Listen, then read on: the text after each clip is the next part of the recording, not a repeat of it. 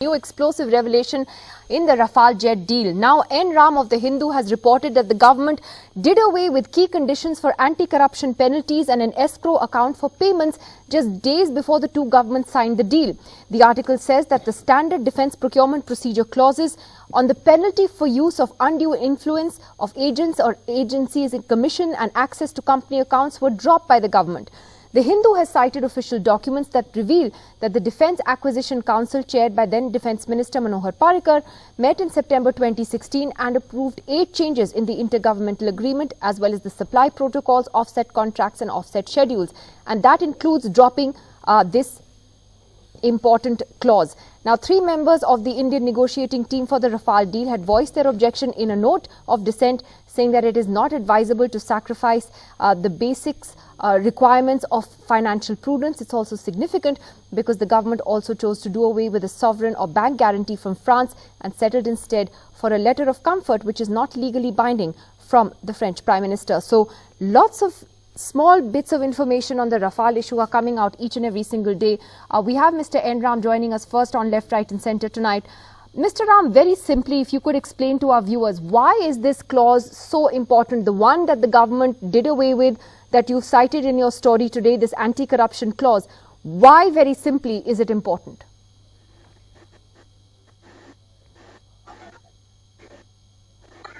It's very important for 2 reasons.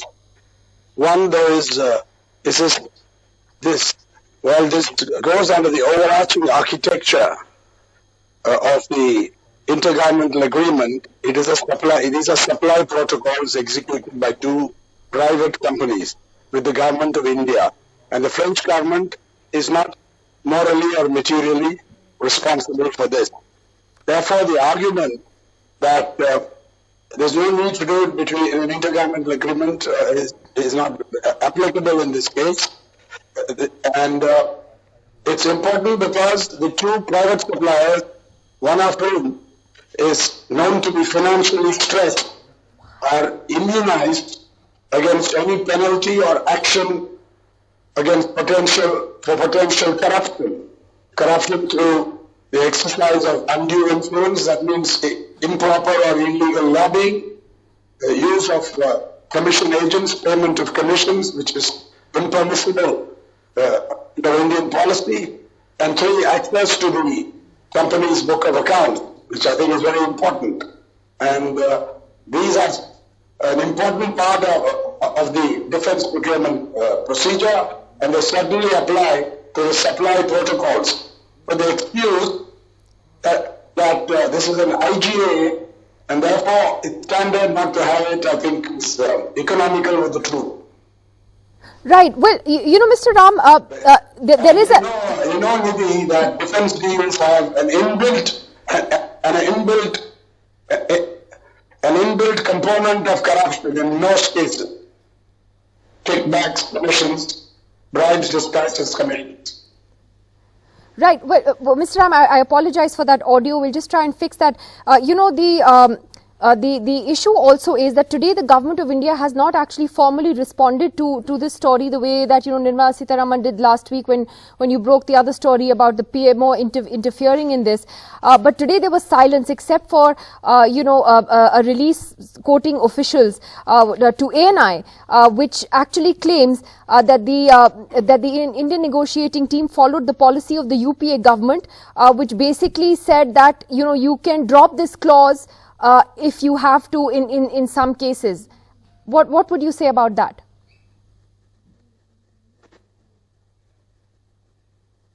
Well, if you go to the website and look at it, it is true. But those are exceptional cases and they apply primarily to intergovernmental agreements, not to supply protocols executed by private companies or by private companies to a government, to the government of India. So it's complete. That's why they won't go on record.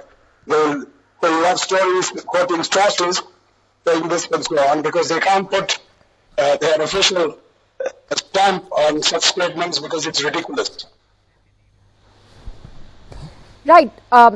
Mr. Ram, we'll just try and get back to you in a moment. So I'd apologize and like to fix that microphone and get back to you in just a moment. Pawan Khera is here in the studio with us. And, you know, this, of course, has been a consistent campaign that Rahul Gandhi has led, in particular on the Rafale issue. But, Pawan Khera, what is being cited here through this sort of unofficial press statement, by government sources to ANI, saying this is actually a policy that was firmed up earlier under Mr. Antony in 2013. That's incorrect. They are saying that in 2013, the UPA government came up with a new policy that allowed the Defence Ministry not to follow the laid down rules and sign intergovernmental agreements with friendly foreign countries as per mutually agreed provisions. Not at all. The defence procurement procedure as laid out in 2013 is very clear. In fact, in that procedure, these anti-corruption clauses were introduced and they have been done away. The Prime Minister, Nidhi, has intervened on 9 occasions as far as the Rafale deal is concerned. Number 1, he reduces the number from 126 to 36. Number 2, he does away with transfer of technology. Intervention number 3, he brings in Anil Ambani. Intervention number 4, does away with HAL. Number 5, he increases the benchmark price. Number 6, escrow account is done away with. Number 7, sovereign guarantee is done away with, and in place letter of comfort is accepted. Number 8, this clause, which is very critical, the anti-corruption clause, is done away with. So all these 8 and 9 interventions have been against the interests of India, against the interests of the Air Force, and it smacks of corruption. It doesn't smack of corruption anymore, it is corruption. And who is he trying to save? He is actually trying to save himself, because as we know, it was the PMO which was monitoring, dictating the entire negotiation and not the Indian negotiation team. Right. Well, we have Air Marshal Bijoy Krishna Pandey also joining us from Bangalore this evening. And Air Marshal Pandey, you know, your thoughts on this controversy, sir. Unfortunately, it really does look like procedures don't appear to have been followed to the T. Whether it's the PMO's intervention, doing away with this anti-corruption clause, these are serious issues.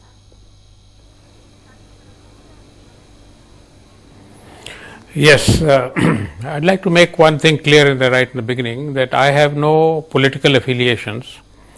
I have served in the Air Force for 40 years and my allegiance, loyalty is to the Air Force.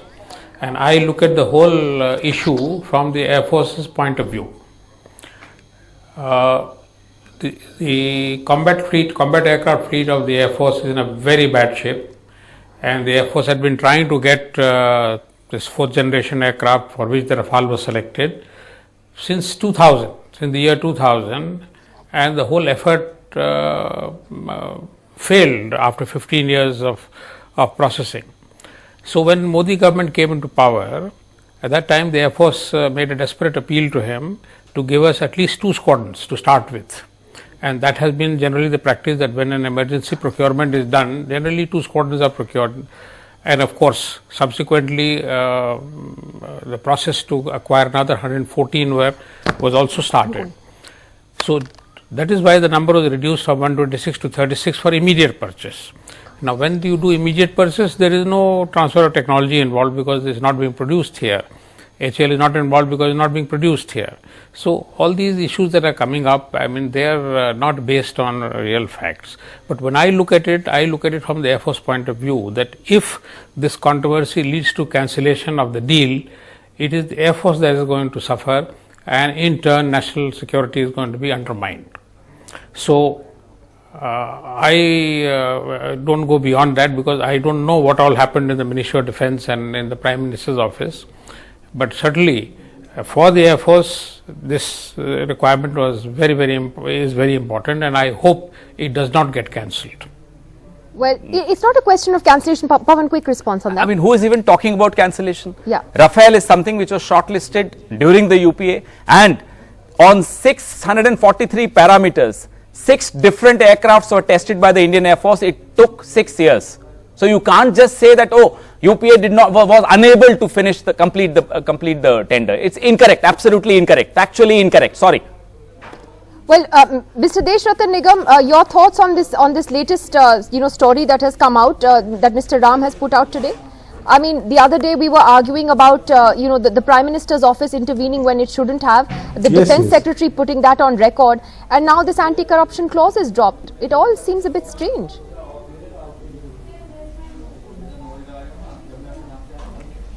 Seen a drop-by-drop leakage of fictional corruption. That's what I call it. And so as to sustain it till 2019 election. That's fine, that's politics.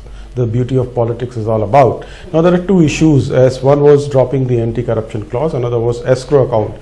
We have debated all the other issues on your channel and have answered them. Let us talk about these two issues. Now this is about undue influence, about agents and agency commissions.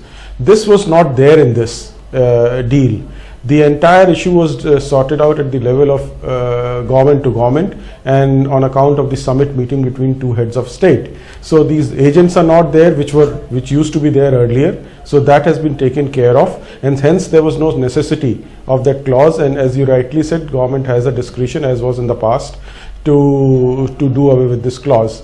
There is no agents, no commission agents, and hence these things do not exist. And secondly, about the escrow account that you talked about, is what happens. Escrow is a special purpose vehicle where you give money to a escrow account, and the bank becomes in charge, who releases it to the third party on the basis of performance. Now what happens in such kind of emergent and urgent situations, it delays the entire payment process, which in turn will delay the delivery. So the payment is being made directly to the companies here instead of being an escrow account, which would have delayed the entire process. And delivery is required urgently in India, as also pointed out by one of the co-panelists from Bangalore about the urgency.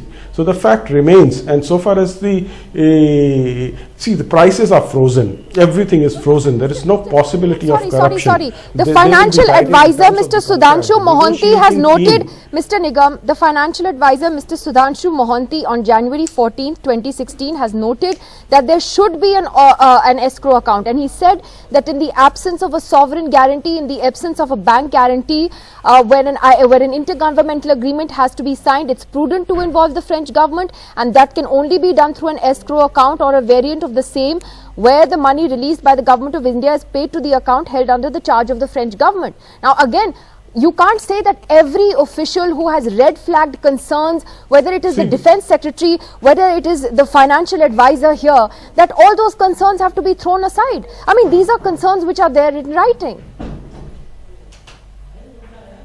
See, let me answer. The fact remains, earlier the Congress was saying that Mr. Parrikar didn't know anything about this deal. Now it appears that he was there, and he was actually taking a lot of interest in the deal, and therefore his concern about as an overreaction is there. Secondly, where is the loss? I don't see the loss anywhere. Where is the corruption? I don't see the corruption. You're talking about the process. The government has the discretion to, to go for speedy processes, and there are laws, anti-corruption laws, both in India and France, which can take care of situation if and when such kind of situation is found out. You have Prevention of Corruption Act in India, very stringent law. Similarly, the France also has it. And where is the loss? Please tell me. These are fictional imagination, drop by drop, leakage just to sustain it for 2019 election. It's a clean deal. The PMO is clean, the Prime Minister is clean. There's nothing in the deal, but this is India. You can do politics about it. I mean, it's not politics. The concerns have been flagged by the Defense Secretary, by the financial advisor. So this is not something the Congress raised. I mean, the concerns were red flagged by the Defense Secretary of India. Let me tell you. About the parallel negotiations. I'll answer. Yes. I'll answer. The issue about sovereign guarantee. See, Air Marshal Sinha clearly said there were no parallel negotiation, there were communications. And secondly, about sovereign guarantee versus a letter of comfort, it was initiated by the French government, written to the Indian government, which referred it to the negotiating team. It was the discretion of the negotiating team to accept it or to reject that letter of comfort. It was not referred by the Indian government to the negotiating team. Negotiating team was bypassed. They found out about it through the French team. They didn't even know. See, no, please hold on. No, French team, no, Mr. Sinha, just now I was in a debate with Karan Thapar where Air Marshal Sinha clearly said that we accepted it, it came from PMO, we accepted it, which clearly shows that they had the discretion to accept it or to reject it in their wisdom, being very experienced people, they accepted. Team, no, and it was then that Air Marshal Sinha reached out to the PMO to find out what happened. Come on, Mr. Nigam, are you going to keep attributing motives to the Defence Secretary of India? I just heard Sinha. Nobody. I just heard Air Marshal Sinha on Karan Thapar's show. He was Mr. Sinha's boss. See, negotiating team is paramount. Negotiating head of the negotiating team is the Defence Secretary who is paramount. You're wrong. You're wrong based on protocol, Mr. Nigam. No, I'm sorry. You got it wrong. The Defence Secretary is paramount. No, he is the senior officer here. Take a decision on Rafale. He is the senior officer here, Mr. Nigam. I'm very sorry. I have to tell you how the government functions. You are absolutely wrong. It is the negotiating head. Who is the head of the negotiating team? Who is the head of the negotiating team? Mr. Nigam, his boss is the Defence Secretary. Who takes the decision about this? It is the Defence Secretary who was his boss. Who is the top bureaucrat? Is not. Yes. Negotiating team has a statutory value. No, there is no statutory value. Under DPP you don't say statutory. That doesn't make it statutory. He decides. The negotiating team didn't even know. Yes, I have a question. Pawan, I'd like to give a closing comment to Mr. Ram. It is made. No. These are placed before the Parliament. Mr. Nigam. You always cite hurry. We need it urgently. If you had stuck to the original RFP of UPA, you would have started getting the aircrafts now. Why did you undo that? And अरे आप देखिए अखबार का नाम हिंदू, पत्रकार का नाम राम, अभी भी आपको भरोसा नहीं तो कब भरोसा करेंगे साहब? इस पर तो भरोसा कर लीजिए ना, हिंदू पर भरोसा है ना राम पर भरोसा है, कर रहे हैं वो भी झूठ बोल रहे हैं, तो थोड़ा सा सुन लीजिए। एक मिनट, Indian negotiating team was bypassed completely and the raksha mantri advises the defense secretary to sort out the matter / issue with the principal secretary to the prime minister। ये तो फाइल पे लिखा हुआ है, रक्षा मंत्री ने खुद लिखा कि आप सॉर्ट आउट करिए प्रमुख सचिव प्रधानमंत्री के प्रमुख सचिव से क्यों सॉर्ट आउट करना था और क्या सॉर्ट आउट करना था, इसका जवाब दीजिए आप। The doubts that had cropped in. Why not the negotiating team? The doubts that had cropped in had to be sorted out. It is very clear and crystal clear that there were parallel negotiations. The Prime Minister office did not involve the negotiating team at all. The Prime Minister office bypassed it and entered into a negotiation directly with the French. There was only monitoring, which is a job of the Prime Minister. नहीं, बिल्कुल नहीं। Prime Minister का ये job नहीं कि India के interest को sacrifice करके इंटरवीन करके इंटरवीन करिए तो आप इंडिया के फायदे के लिए करिए। आपने 9 बार इंटरवीन किया, 9 के 9 बार आपने इंडिया का नुकसान करवाया। ये हमारा आरोप है आप पर और सबूतों के साथ आरोप। Accuse him of not doing his duty. No, he was not doing his duty at all. What was Ajit Doval and what was the PMO doing, negotiating all this and compromising India's interests? आप India के interest को compromise करने के लिए interfere कर रहे हैं, then you are anti-national. That's it. Where is the interest? Prime Minister sacrificed India's interest every time he intervened. Gentlemen, 1 second. I'd like to thank you both. I would like to go to a final comment from Mr. Ram, and I had been apologizing for the audio quality. I hope it's better now. Mr. Ram, is there more to come? I mean, obviously, it appears that we haven't heard the last of the Rafale story, have we?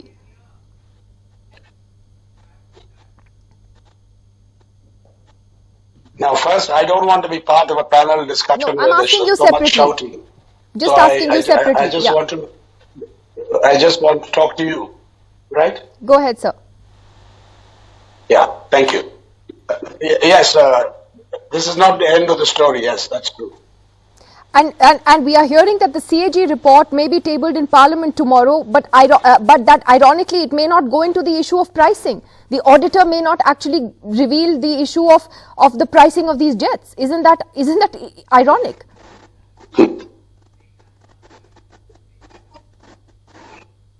Yes, because their primary function, their main function is fiscal auditing, and if they're not given pricing details or are not allowed to really use it and make it transparent, then it's just undermines the institution and makes the mockery of what it's supposed to do. All right, Mr. Ram, thank you for joining us, and thank you to our panel as well this evening. Let's see what that CAG report will say if it is indeed tabled in Parliament tomorrow. As is expected, it was sent to the President of India today. Thank you for joining us. We'll take a break.